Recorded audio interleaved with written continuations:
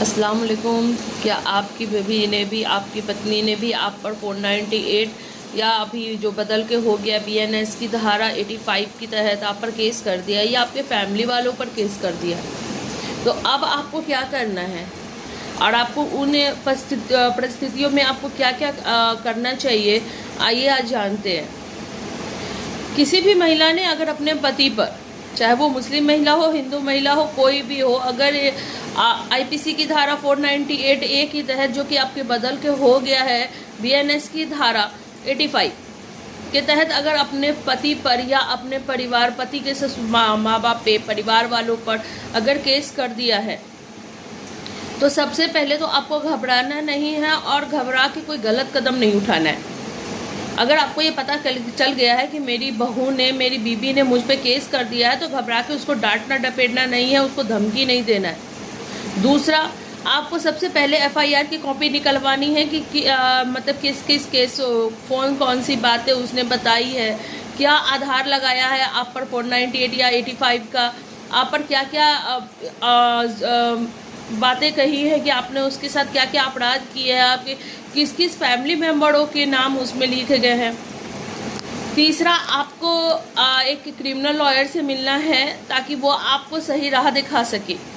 आपको criminal lawyer से फ़ौरन मिलना है और उनसे पूछना है कि FIR की कॉपी उनको दिखानी है, उनसे निकलवानी है, कोर्ट के थ्रू सारे केस को पढ़ानी है और समझना है। चौथा, अगर उसमें जमानत, आपको अरेस्ट होने की डर है कि आपको 498 के तहत अरेस्ट कर लिया जाएगा, उस पर कुछ गंभीर आरोप लगाए गए हैं आपके पत्नी द्वारा, तो आपको एंटीसिपेटरी बेल जो पहले जमानत ली जाती है वो आपको करानी होगी ताकि आप अरेस्ट होने से बच सके। चौथा है कि आपको पूरा केस पढ़ने और समझने के बाद ये देखना होगा कि उसने आप पर क्या क्या आरोप लगाए हैं। उसके तहत आपको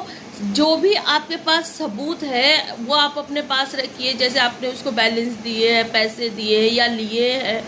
या फिर उसको कुछ दिए हैं, उसकी बातें या उस पर कोई गंभीर आरोप जो उसने आप पर लगाए वो पूरी की पूरी झूठी है, या फिर वो आपकी पत्नी ही गलत है, वो गलत आरोप आप पे लगा रही है, उसकी बिहेवियर गलत है। इससे जुड़े हुए कोई भी सबूत आपके पास है उसको इकट्ठा कीजिए। दूसरा, अगर आपको लग रहा है कि कोई भी आरोप मुझ पे गलत लगाए गए हैं तो उससे गलत साबित करने का पूरा प्रयास कीजिए। आपके फैमिली मेम्बर्स में से अगर किसी का नाम उस केस में डाला गया है जो कि वहाँ पे रहता भी नहीं है, आपके फैमिली में वो दूर दराज रहते हैं या उस घटना स्थल पे नहीं है, तो वह जहाँ रहते हैं वहाँ का एग्रीमेंट, अगर वो किराए के घर में रह रहे हैं तो किराए का एग्रीमेंट, उसके आधार कार्ड, बिल, उनके इलेक्ट्रिक बिल जहाँ वो रहते हैं वहाँ का इलेक्ट्रिक बिल, जो भी प्रूफ आप वहाँ पे सबमिट कर सकते हैं सबमिट करें ताकि उनका उस केस में से नाम हट जाए। सबसे पहले आपको उसको डांटना डपाटना भी नहीं है कि हाँ ये केस क्यों किया तुमने, क्यों भगाया, क्यों फ़ोन करके आपको उस पर चिल्ली करना है या उसको डराना है, धमकाना है कि केस उठाओ, ये आपको कभी नहीं करना है, वरना आपका केस और हल्का हो जाएगा, मजबूत होने की जगह पे कमज़ोर हो जाएगी। तो आपको सावधानी पर रखना है, अपने लॉयर से मिलना है, एक अच्छे एडवोकेट से मिल के, एक वकील से, अच्छे वकील से मिल के और अपने केस के आगे बढ़ना है।